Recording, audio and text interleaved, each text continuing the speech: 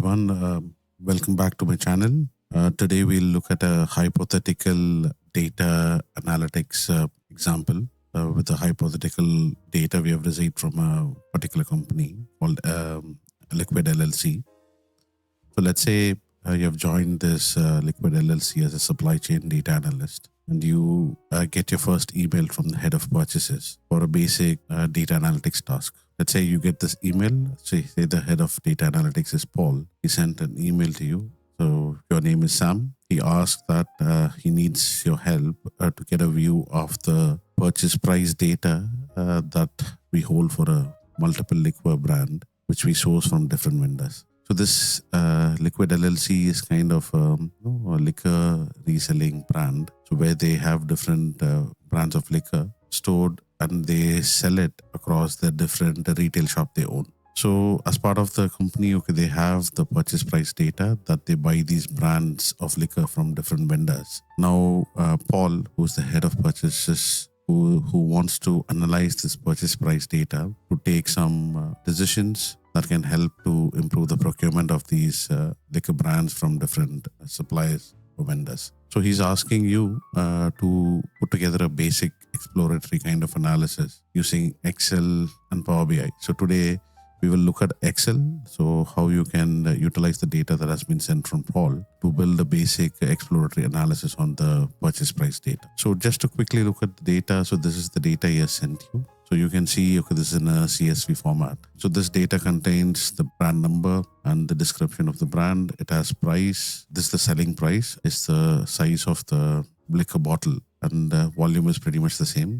And classification is whether the brand is premium or non-premium. And purchase price is the price they buy from the vendor, and the vendor number and vendor name. Very simple data set. So with this data, what can you analyze is the ask here. So there is around, I believe, around 12,262 line items, 261, excluding the header. So let's look at how to deal with this real-time case study. Yeah. So I think before we get started, there are a few things as a baseline I would expect the viewers to know. One is about the basic feature in Excels, which they should be comfortable with. One is text to column. So how to convert a CSV into an Excel. So we use this text to column and the pivot table, pivot charts, VLOOKUP, filtering and slices, and few other features we look into it as we go do this real time. So at the end of the session, probably what you would learn, what you would have learned is more like a working dashboard, something like this. Yeah. So this is more of a dynamic dashboard. Let's say you click on non-premium, it filter down everything to the non-premium. And this can be taken as a snapshot report and sent to different people within the company. So more like a PDF like this. So you can take this report and send it back. And this can be also used to analyze for any particular test cases. But let's see how we can dwell into it. I mean, to me, as a rule of thumb, to me, I always follow a standard analytics methodology, so which I put together in a few steps here. So any analytics kind of project, program we start, I try to follow this. Probably you could do the same. This can be applied to any kind of analytics, basic exploratory analytics exercise. First one is the requirement gathering. So you need to know what is the requirement. So you have to gather that. So once you gather the requirement, you have to see whether that requirement is feasible or not. Then you have to draw a boundary around the requirement. I'll show you how to do it. So then once you've done it, then you want to wireframe what the output is going to be. So once you know what you want to build, it will be fairly easy to build. So that is called wireframing. So the next step is on data quality check and cleansing. So here you check, how good the quality of data is. If there is any bad data, you tend to cleanse it. I have a separate video on this. I will share that as part of this. So where you can get clear understanding of how that works in real time. So once that is done, you will build some kind of data transformation and basic model build. Using that, you will build a data visualization which is more like a dashboarding. So with the dashboard, you would get some key insights and reports and publish it back to the person requesting for this kind of analytics. So this is a standard methodology I follow. Probably this would be useful for you also. And we will follow this in today's video. Okay, and the first step, as I said, requirement gathering. So the requirement gathering is pretty much simple as the email which you have got from Paul, who's the head of purchases. So the requirement is he wants the purchase price data to be analyzed and build a basic exploratory analysis. So this is a very high level requirement. So as I said, the requirement doesn't have any boundaries, but you have to see the feasibility and you have to draw boundaries, the scoping. So the high level requirement is this, and based on the data what we have seen. So it's a CSV data and the data kind of looks good to me. You looked at, okay, all the data is complete. It's not completely rubbish. So to me, based on this, okay, simple exploratory dashboard in Excel is feasible. So I consider the feasibility passed. Now building the scope. So how would you build the scope is basically you have to understand with the given data, what are the things you can build. So which can be measurable. So you build that and send that back to the person who requested for the analysis and get a confirmation. Then you know very clearly what has to be built. Yeah. So here what I've done is I've written a reply to Paul saying that based on the request, I've created a quick set of basic analysis that can be done on a dashboard with data you have sent me. I've asked him to list below. So if he's happy, okay, asking for his confirmation to proceed. So based on the data, what I've done is I said the first thing which we can do is top kind of 10 vendors that supplies the maximum number of liquor brands to Liquid LLC. This would give him who are the top vendors he should focus on, because those will be the major vendors because they supply a lot of brands to this company. Number two, what are the brands that has the highest purchasing price? So he can focus on the brands where the purchasing price is the highest, so that it'll be easy for him to, any negotiation happens, the output of that better savings overall. It's more like, if you reduce the cost of a high purchased brand, that would have a bigger impact than a small priced brand. What I'm saying is, let's say a brand A cost $10,000 and brand B cost $5. So reducing, let's say 5% of the price in 10,000 has a bigger impact on the overall bottom line than reducing 5% on $5. I hope that kind of clears out what I wanted to say. Yeah. So the next one is number of vendors with the same vendor ID but different vendor name. This is just to find, okay, any duplicate vendors are there. So same vendor ID having two different vendor names, because this would create a scenario where you will end up sending the same invoice that has been bought from one supplier to two different vendors. So basically just checking duplicate vendors, and check for any brand with distinct price greater than 5. This is to find, okay, if any brand is having the price changed more than 5 times in the year. Then is the overall line item details. Okay, this is the detail of the overall analysis. And finally, kind of a filter to filter this whole analysis by classification, which is premium versus non-premium, and the size of the liquor brands purchased. So this is the scoping. So I send this, let's say Paul accepts this, then I can get started with the next step. So hypothetically, let's say Paul accepts this scoping. So then I'll go to the next step, which is more like wireframing. So in wireframing, what I do is I just draw a simple kind of wireframe to see, okay, what has to be there in the dashboard. So dashboard name is quite straightforward. I'm going to have the filters here, which are the slicers. Then I'm going to have 4 components, at a summary level, which is more like 2 bar charts and 2 tables that shows the vendor ID with different vendor names, and shows brand with distinct purchases greater than 5. This shows the top 10 brand with maximum purchase price. This shows the top 10 vendors with maximum number of brands and the details. So this is the wireframing. Yeah. So once this is done, okay, so I think, okay, your basic planning to build it is done. Now you have to get started with the actual work. So next one I said, data quality and data cleansing. So as a standard rule, okay, so there is a data quality example I've provided. So these are the different areas we look for data quality. One is completeness. So if there are any missing data, blanks or nulls. Second is conformity, which is any non-standardized state or non-standardized invoice amount. Like for example, some purchases are in pounds, some are in INR, some are in yen. Then it is kind of non-conform, a non-conformance. So then is the uniqueness. Okay, this talks about any duplicate, line item. Okay, in the overall data that has been provided.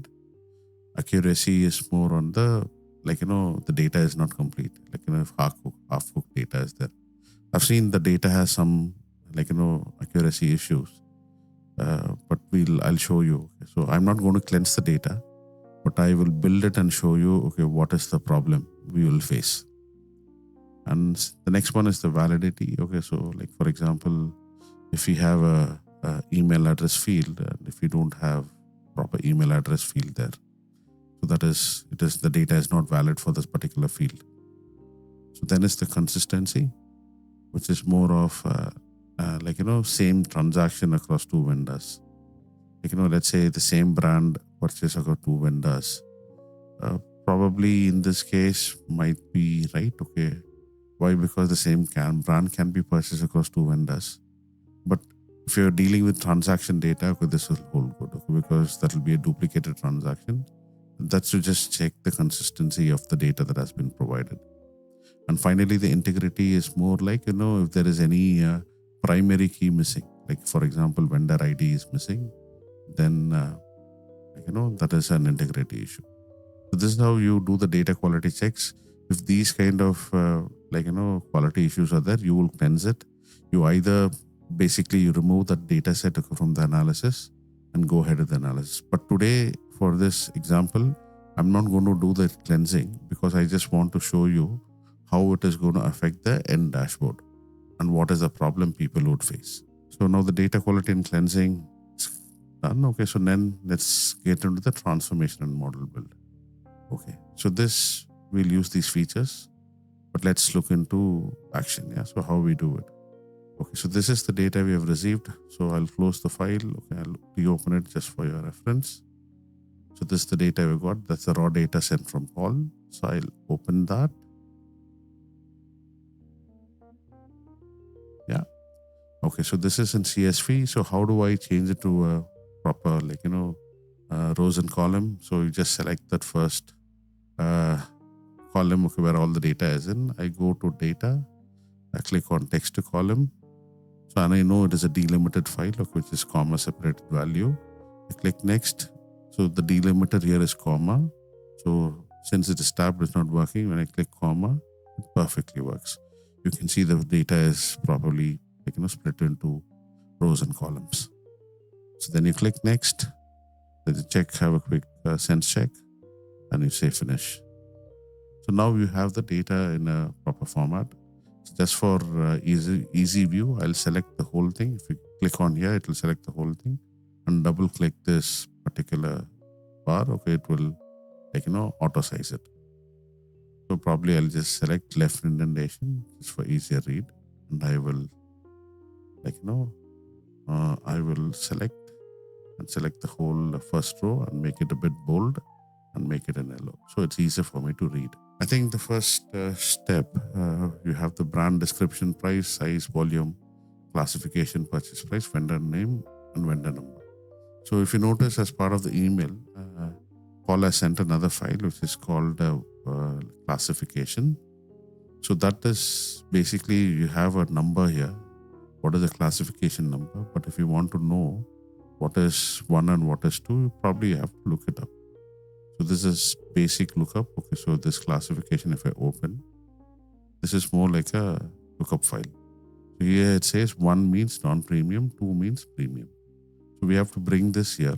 So I'll just call another column as classification description. Yeah.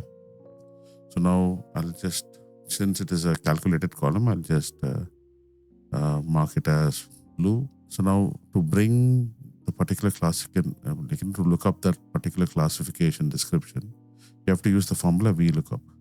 VLOOKUP is basically is equal to VLOOKUP of. So what is the field you're going to look up from the other file? So you're going to look up the classification number. So I select classification number. So right now I have the delimiter which is configured in my system as this. Generally use it as comma. So I put this.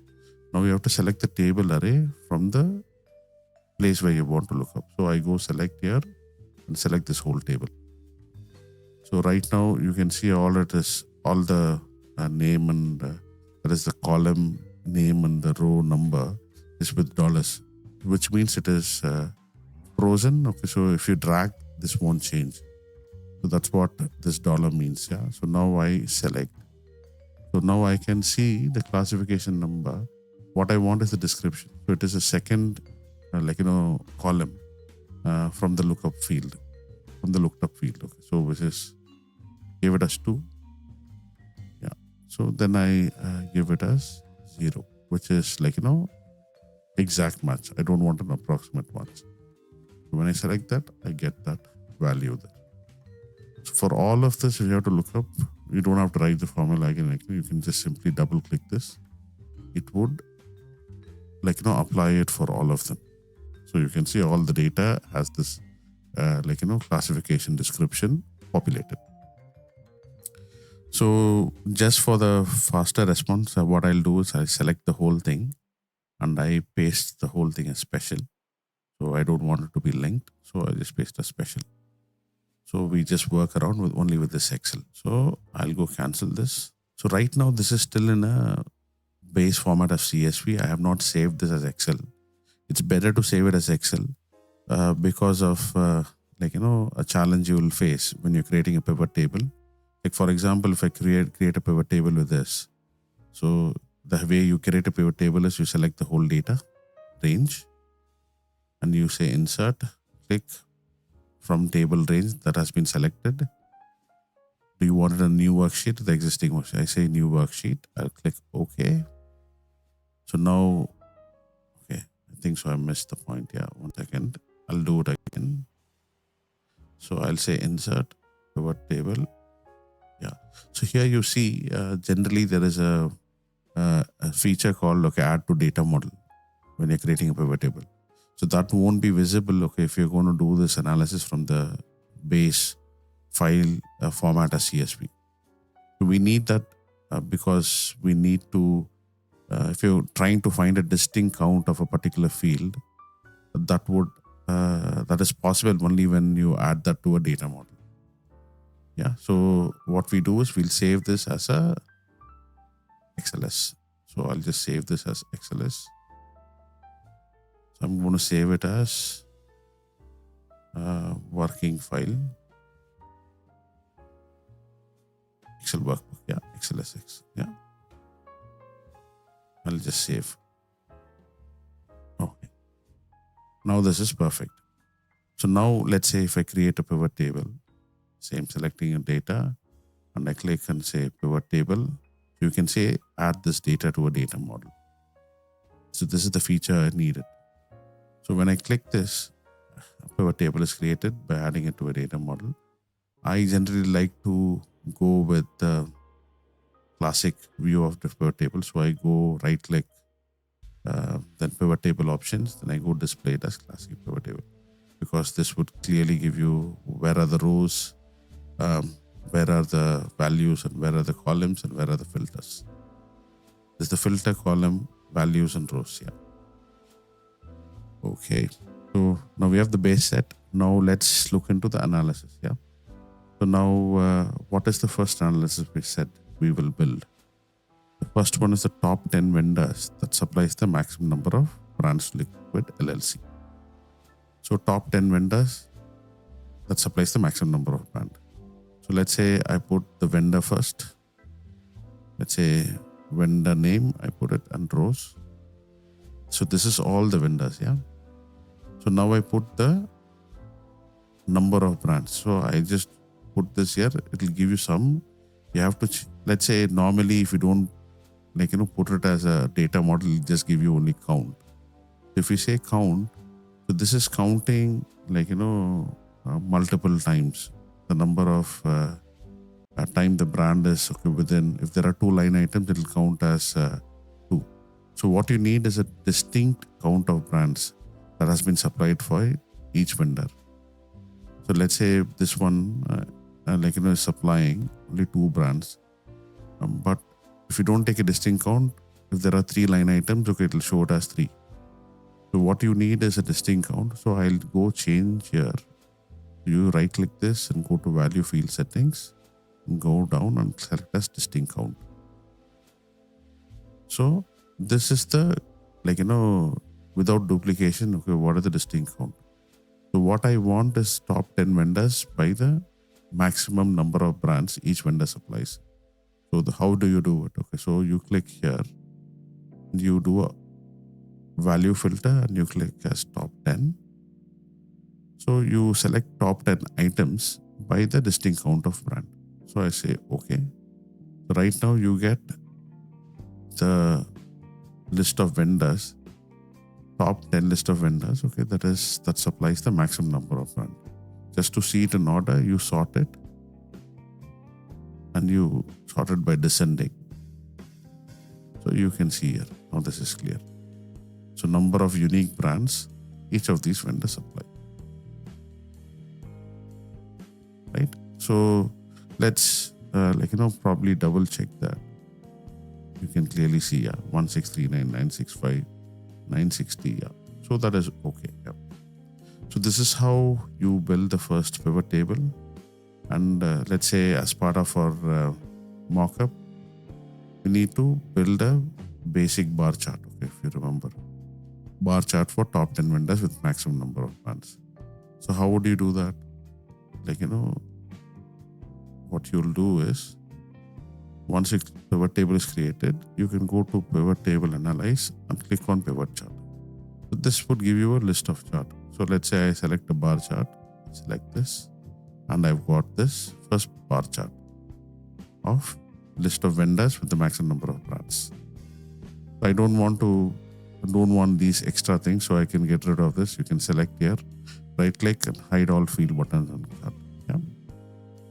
Now I'll remove these lines. Okay. Probably this is also not required. We'll name the chart.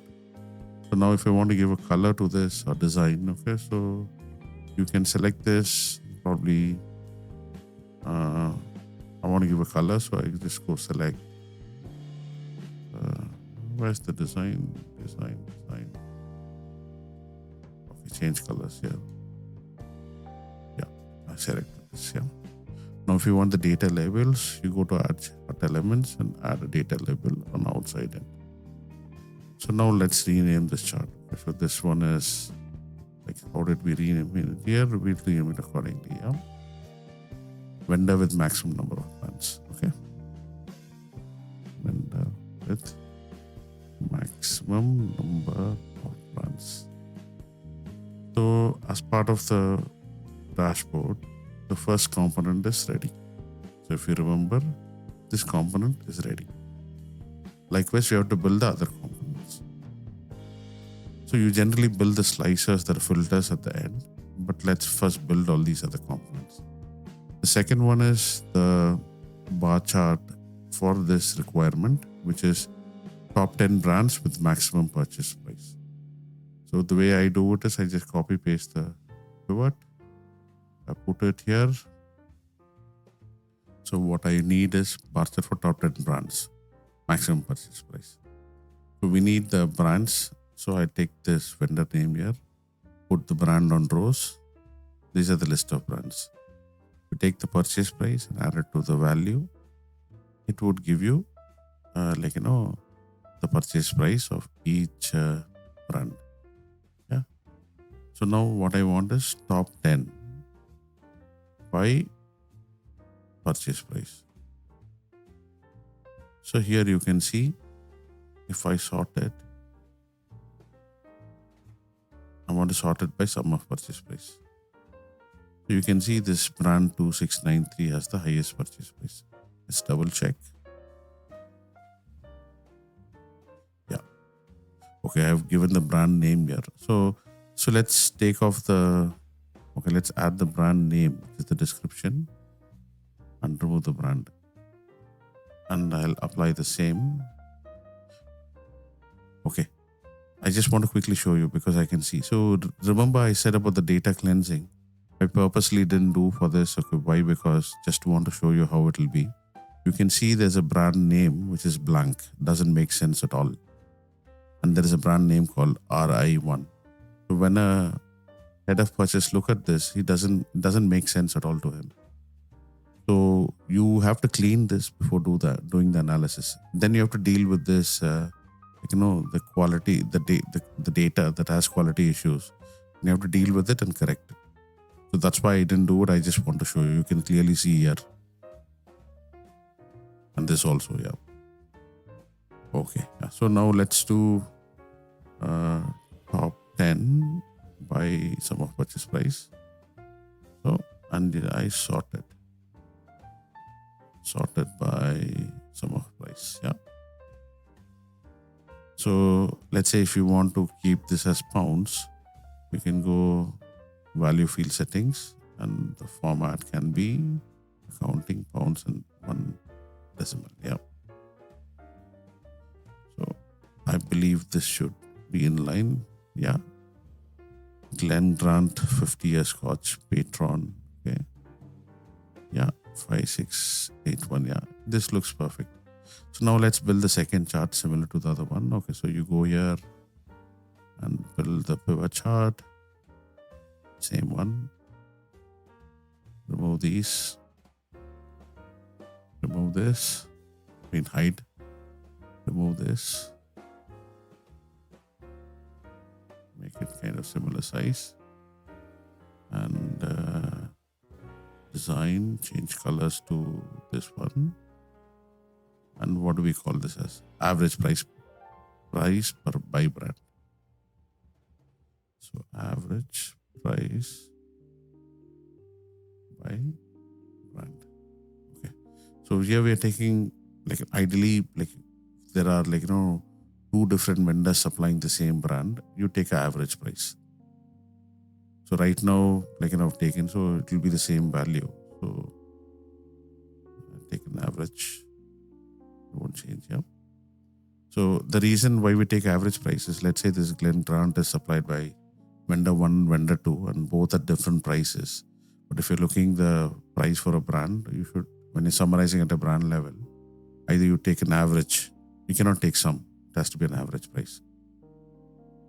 Yeah, I hope that makes sense. So now you go and add the data labels. Yeah, okay.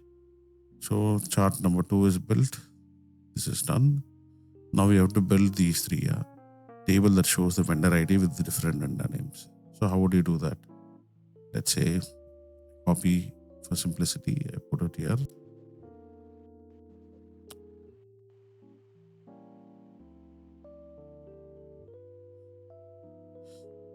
So now we need to find the duplicate vendors. The way you would do it is you don't need these. Only vendor. So let's say the vendor number. Let's say a vendor number having same vendor having more than one vendor name. Yeah. So I put that vendor name in the count. Right now it is only doing the count.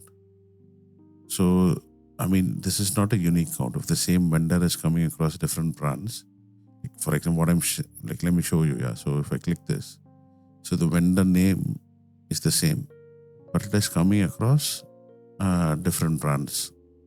That's why you get 2. But what you need is the unique count of vendor names. So for that, you right click, go to value field setting, go to distinct count. So this gives you the unique count. So what you need is any vendor that has more than one, one vendor name. So what I do here is filter out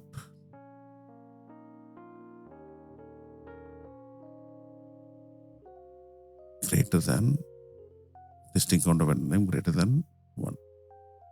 Yeah, I get these 2 vendor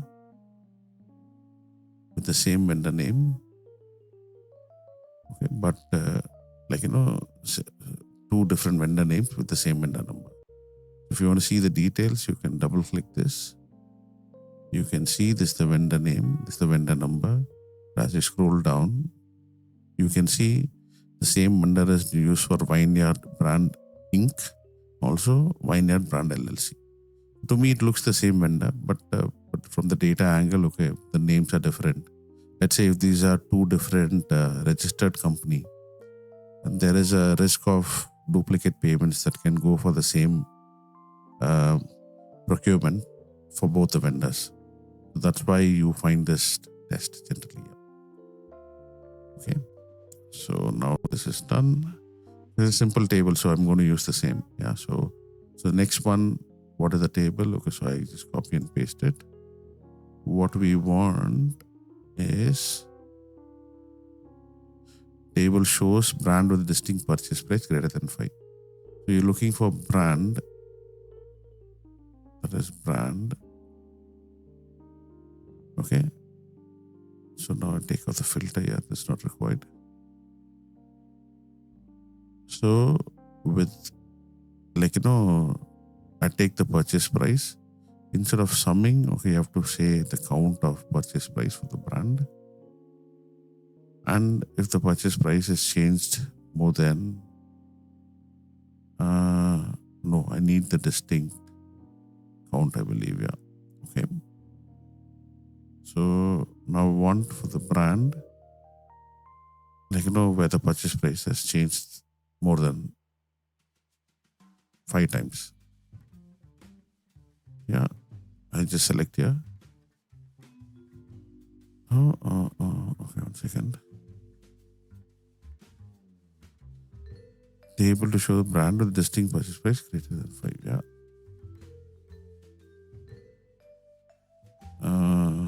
Distinct.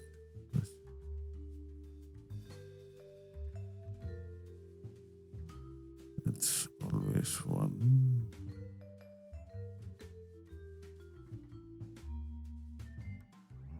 Okay. So if you notice, brand width, I think in my analysis, I built it as vendor. I know it's the same brand. How did I do it?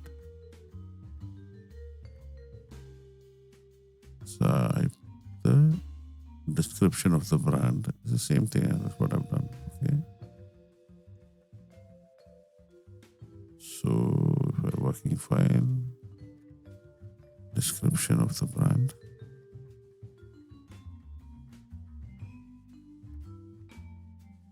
Yeah. Just a second.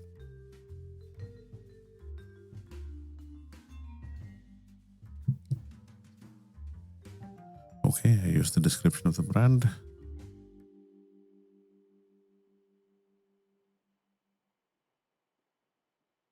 I don't need the top 10.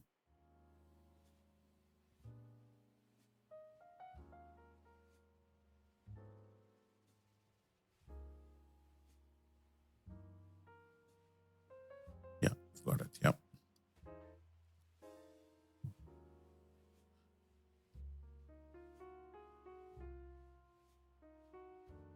Yep.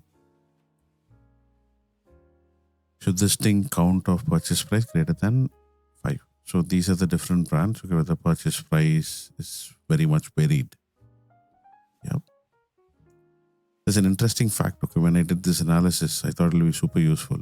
But at the end, it was I realized that okay, we have to add one more reason to it, which I'll talk about at the end. Yeah. Yeah. Okay. So these two are built. Okay. So right now, we need one more table, okay, which is the detail, which is simple as just copy paste, put this. Detail is basically everything. Yeah. So just the value. Yeah. Everything else is rows. Brand description, size, volume. We don't need the classification, name. Okay, yeah, we can have it. There's no harm. Yeah. classification. Yeah. And vendor number, vendor name.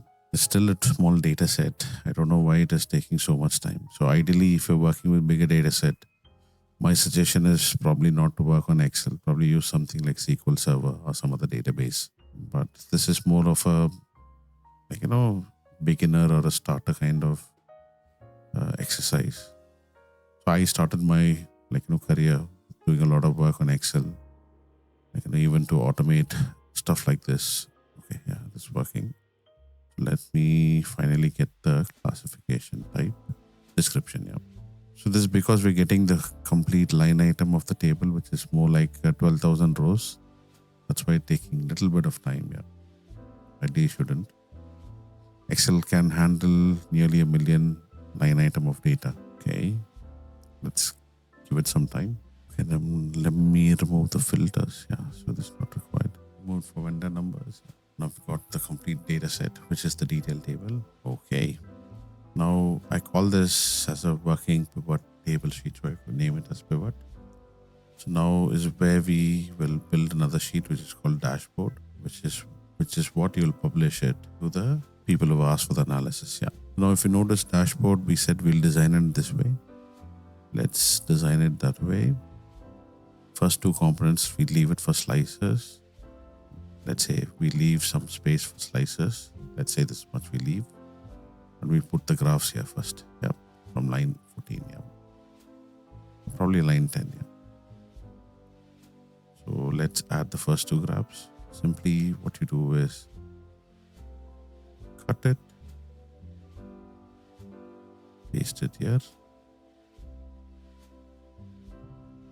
reduce the size a bit. Next graph, cut it, paste it here, reduce the size. Probably another intelligent way is to do this by putting the details first instead of doing that, okay, because that is the issue I faced. What I'll do is, let me paste the detail tables first, which is this whole pivot table. Cut the whole pivot table. I put it here. So let me temporarily park this. Okay. So what I'm trying to do here is, okay, let's say this is our width. I'm just trying to align this to that size so that we can fit in all the other graphs there. Okay. So now this detail is, why I did this first? Because when you make the graph, when you put in the graph first, then you do this, then you have to rearrange. I faced that issue. So I thought, let's put this first now. Yeah. So now I'll get the graphs here and you can resize it accordingly to fit. Let's say here, slightly smaller. This one here, probably the same size as this. 7.6 to 13.39. 13.39, yeah. So now we can add those two pivot tables here. Probably. Okay. Now let's bring in the two pivot tables. These ones. Cut it and paste it. Let me align it to this one. Yeah. So you can change this thing count, or you can we'll see how we'll deal with that. Okay. So this you can reduce the size. So now it is all great. So now let's bring the second pivot table. Cut it. Paste it. Okay, this is overlapping. Probably we would require some more space. Let me try here. Let me do this. Cut it. Now let's see. Yeah, this can go up. Yeah, I don't know why. So this can be till here. Slightly bigger. What's the size? 9.05, 15.12. 9.05, 15.12. Okay, I think I have to reduce it a bit. 14.37. 14.37. Okay, this is nice and same size now. Okay, so if I reduce, so now we have the components, yeah. So we kind of built all these components, what we saw, 1, 2, 3, 4, 5. So now we want to slice this. We want to slice this by size and classification. So now how do you do it? So you can select but any pivot table, and you go to insert. You need a feature called slicer. You click on that, and you select classification, description, and size. So now you got both the slicer. So just to align it to this is quite a lot of size here. So instead of, just to make it a bit easier, you can go to the slicer settings. Yeah, here slicer, and you can call it as probably 10 columns. Yeah. So if I increase this, you get all the size. So now you select these two and give this as the color. So now we need a bit of space for the name of the dashboard. So I insert view. So select this and just merge center. Call it as purchase price exploratory analysis dashboard. So now we have to make sure this is connected to all these charts. So the way you do it is you select each slicer, and there is a slicer report connection. It's connected to all the pivot tables you have created so that it becomes dynamic. Anything you select, that would change here. Similarly, you can select this and do the same. So if you notice one important thing, whenever you do some changes, you can see this width of the pivot table is moving. The design is getting a bit awkward. So you have to always have a constant, whatever size you've built, however the column size. If you want to maintain that, the way you can do it, I'll show you. Before that, let me increase this one. Yeah. So now this is perfect size. It fits in for all of them. It's all aligned. What you do is go to the pivot table, each pivot table, right click, pivot table options, layout. Don't uncheck this option out of it. It will not out of it. So it will be always constant, same size out of it. Yeah, I'll do the same for this. So now you can see this won't change. If you click on say premium, so the values are changing. So you see no duplicate vendors. So, but the size is always not changed. It's always kept the same size. So now a bit of cosmetic touch we can do now. So you can see the dashboard I built. Everything was in orange color. So right now these pivot table, we just do some hacks, okay, simple hacks, just to make it align to the color. Yeah. So what I'll do, I'll just select this pivot, go to design, okay, and I select this color. Yeah. Okay. And I select this one, do the same one, do the same for this. Okay. So you can see these distinct value count names. Not required probably. Okay, so that I'll make the color as orange, so it's not seen, same way, orange. This one also orange. Okay. Now the next one, this grand total is not required. The way you remove it is right click, go to pivot table options, go to total filters, remove all these. Yeah. Same here. I go here, pivot table options. Just remove this totals, uncheck the totals. Done. Okay, I'll do the same for this also. So it is all done now. So now one more thing you can do is you can remove all the grid lines. Go to view, remove the grid lines. Probably you can have a nice border for this dashboard. Say I build something of this sort. Yeah, I think before this, let me no fill, make it as shape outline as black or even orange. Yeah. Orange is fine. So now, we're showing all the data here. Probably this is quite big. Okay, it is for a,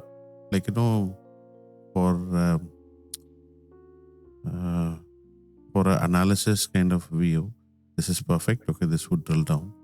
But just for simplicity, I'll just take the top 30 kind of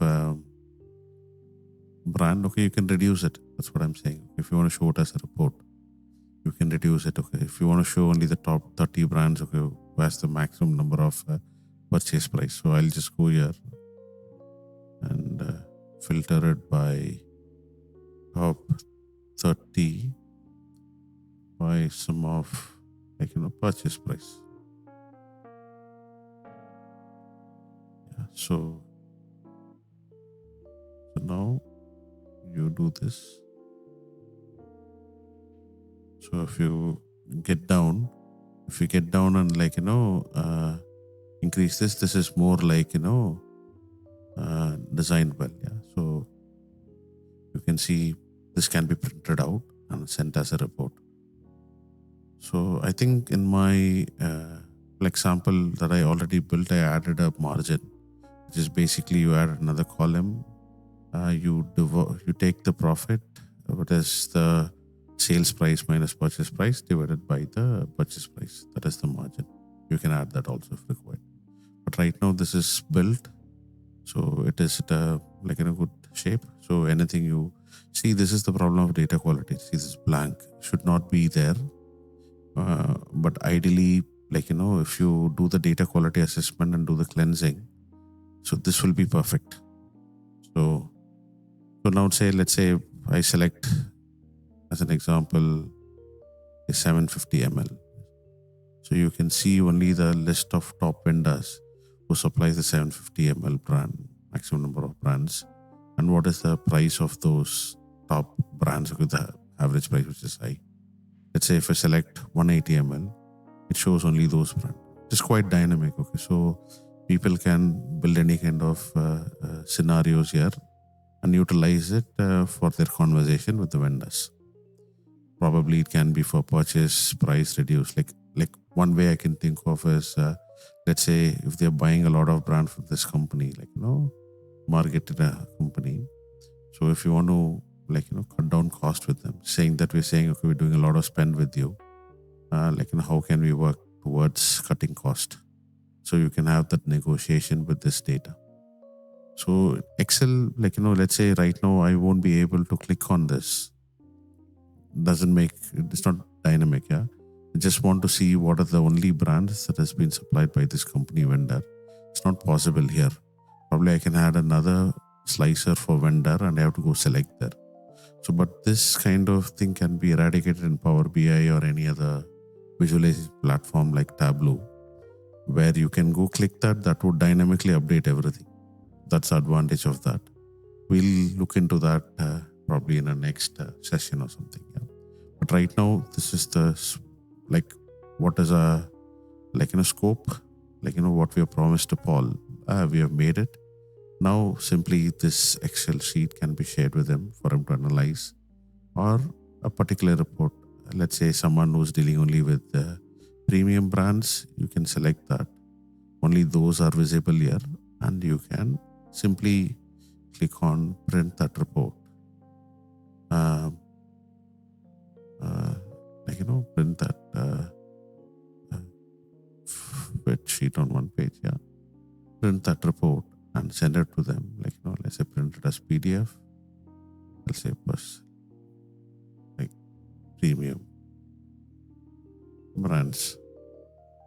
This can be sent to them for them to have a look at it. So this is the premium brand. They have all the data here. And they can also play around with the Excel sheet. Yeah, I hope you would have got a good understanding. Okay, so generally once you build this, you'll have a session with the stakeholder to do a small demo and close it and explain. So that's what kind of I did, because that is so we have built the data visualization right now. So I'll save it. That's the working file. So now you generally have the next one with the insight and reporting. You go to the stakeholder, take this dashboard and explain him how to use it. Probably you can build a small user guide on how to use it. What are the possibilities you can do? Creating reports, things like that. Okay, so we have come to the end of this short kind of lesson. I hope this would have helped a lot of people who are starting their career in data analytics. So I've shared what I've done for so many years. This is some of the basic things we do in data and analytics. There are much more complex things that can be done. And also a lot of automation can be done. This whole thing, what I've done, let's say this has to go as a report on a monthly basis. The whole thing can be programmed And every time a raw data comes, a program can automatically build this and even take those different PDF for different people, and you can email it automatically. So even that is possible. Okay. Yeah, so that's it from my side, okay, for today. Thanks for watching. I hope you like it. If you like this kind of content, please subscribe, share it with your friends and click the like button. And you can download this whole file, okay, in the link I've given in the description. So you just have to sign up as a free member. You will get all the data that I have used for this, a video. You can even get the, the worked example of this. You can download it and practice it for yourself. If you have any questions, please feel free to put it on the comments. I'll try and answer at the earliest. Thanks for watching. You guys have a good day or night or evening, wherever you are. I'll see you in another exciting video next time. Thanks a lot for listening. Yeah. Bye for now.